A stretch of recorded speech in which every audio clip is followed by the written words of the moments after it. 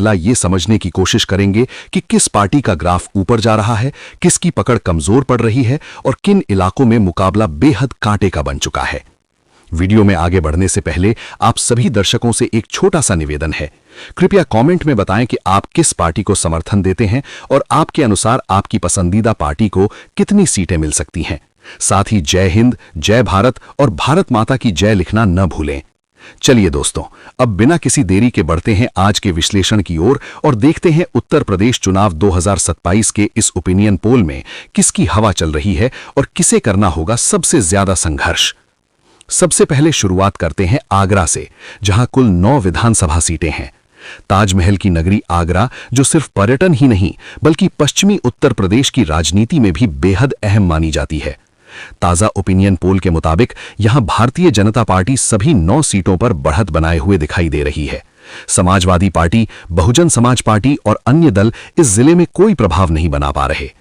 आगरा में इस बार मुकाबला पूरी तरह एक तरफा नजर आ रहा है, जहां भाजपा का दबदबा साफ दिखाई देता है। अब बढ़ते हैं आजमगढ़ की तरफ, जिसे समाजवादी राजनीति का गढ़ माना जाता रहा है। यहां कुल 10 सीटें हैं। सर्वे के अनुसार भारतीय जनता पार्टी को 3 सीटें मिलने का अनुमान है, जबकि समाजवादी पार्टी 6 सीटों के साथ यहां सबसे आगे दिखाई दे रही है। बहुजन समाज पार्टी को 1 सीट मिलने की संभावना जताई गई है। आजमगढ़ में एक बार फिर साफ दिखता है कि यहां जातीय और क्षेत्रीय समीकरण अभी भी चुनावी नतीजों पर बड़ा असर डालते हैं। इसके बाद आते हैं अलीगढ़ पर, जहां कुल 7 सीटें हैं और ये जिला शिक्षा और उद्योग दोनों के लिए जाना जाता है। यहां के ओपिनियन पोल के आंकड़े बताते हैं कि भारतीय जनता पार्टी सभी 7 सीटों पर मजबूत स्थिति में है।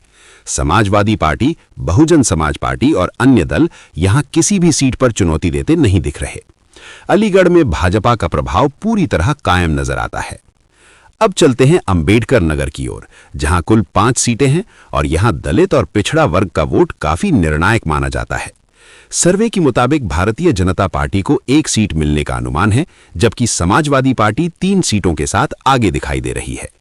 बहुजन समाज पार्टी को भी 1 सीट मिलती दिख रही है। अंबेडकर नगर में मुकाबला त्रिकोणीय बना हुआ है और सामाजिक समीकरण यहां बड़ी भूमिका निभाते नजर आते हैं। इसके बाद बढ़ते हैं अयोध्या की तरफ, जो न सिर्फ उत्तर प्रदेश बल्कि पूरे देश की राजनीति का केंद्र बन चुकी है।